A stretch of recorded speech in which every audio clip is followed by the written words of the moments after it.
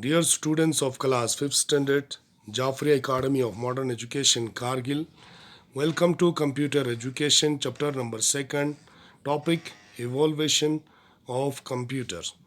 तो dear students, इससे पहले भी हमने ये टॉपिक पढ़ा है और चैप्टर नंबर 2 और चैप्टर नंबर 3 को कंप्लीट किया है, लेकिन आज फिर से हम एक बार इसको रिवीजन करने जा रहे हैं। इसलिए आप लोग पेज नंबर 13 पर आ जाइए। Hey students, we know that the computer is a multi-purpose electronic device, but computers were not so much popular and beneficial as they are today. They consist of a long and interesting journey of development. Let us study evolution of a computer. तो dear students, हम जानते हैं कि computer एक कसीर मकसदी electronic आला है, लेकिन computer इतना बहुत मकबूल और फ़ायदा मंद नहीं था जितना आज है। वो तरक्की की एक तवील और दिलचस्प सफ़र पर मुश्तमिल है। आओ कंप्यूटर के इर्तिक़ा पर थोड़ा सा मुताला करें। तो यहाँ पर कंप्यूटर हिस्ट्री से हम आगे पढ़ेंगे। कंप्यूटर्स हिस्ट्री, कंप्यूटर की तारीख़। The word computer is derived from the Greek word compute which means to calculate. लफ्ज़ कंप्यूटर यूनानी लफ्ज़ कंप्यूट से माखूज़ किया गया है, जिसका मतलब हिसाब करना है। This word indicates that computers were actually calculating device. तो ये लफ्ज़ आपको इशारा देते हैं कि कंप्यूटर हकीकत में एक कैलकुलेटिंग डिवाइस है, build for long and difficult calculations, जो लंबे और मुश्किल जो हिसाब किताब है उसको सॉल्व कर देते हैं। Slowly these early calculating device kept on being more advanced, which evolved them into modern day computers.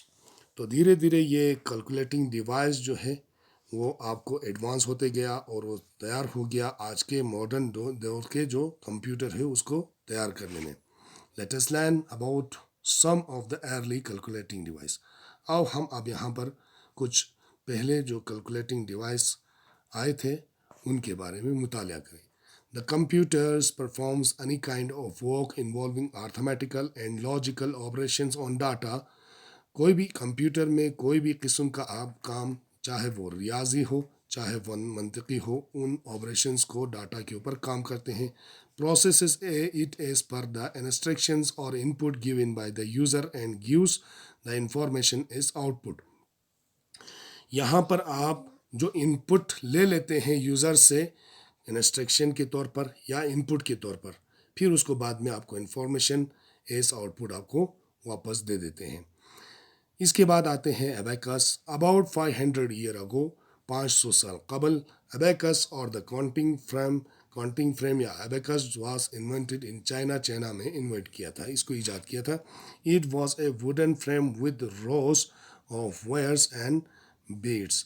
आपको यहाँ पर रो में मिलेगा तार लगा हुआ, वहाँ पर उस पर मोतियाँ लगा होगा इस लकड़ी के फ्रेम के अंदर। The balls that you see on the rods are called beads। आपको रॉड पर जो तार के ऊपर जो छोटे छोटे बाल दिखाई देते हैं कलरफुल, उससे हम बीड्स कहते हैं, यानी मोतियाँ कहते हैं। Calculations on the abacus are done by sliding these beads across the rod।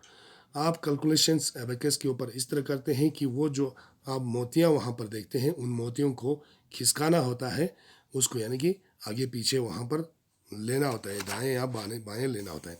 Abacus was the first calculating device. Abacus जो है वो पहला कैलकुलेटिंग डिवाइस है।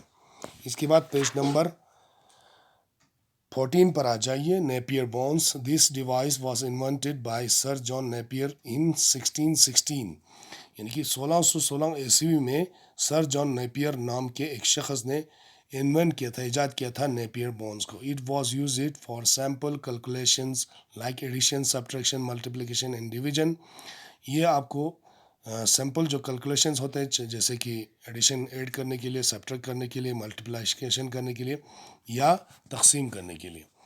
तो ये this device had a set of rods और bonds with multiplication tables inscribed on them।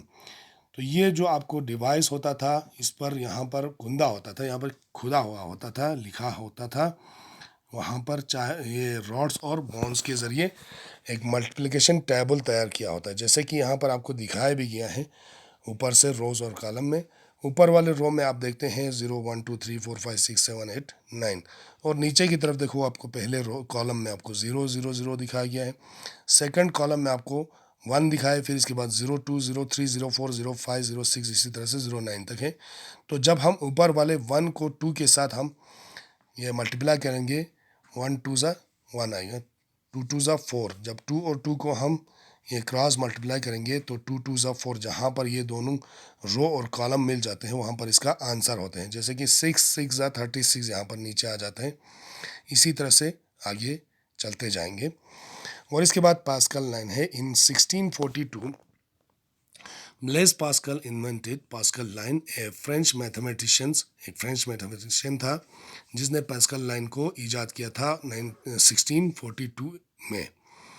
Pascal lines was one of the earlier calculating device. ये भी शुरुआती दौर का एक कैलकुलेटिंग डिवाइस है। It had a box with 8 movable wheels called dials which assisted in entering numbers for calculating.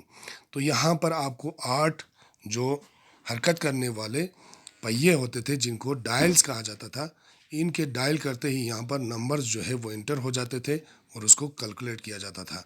It could add subtract divide and multiply the numbers as big as thousands.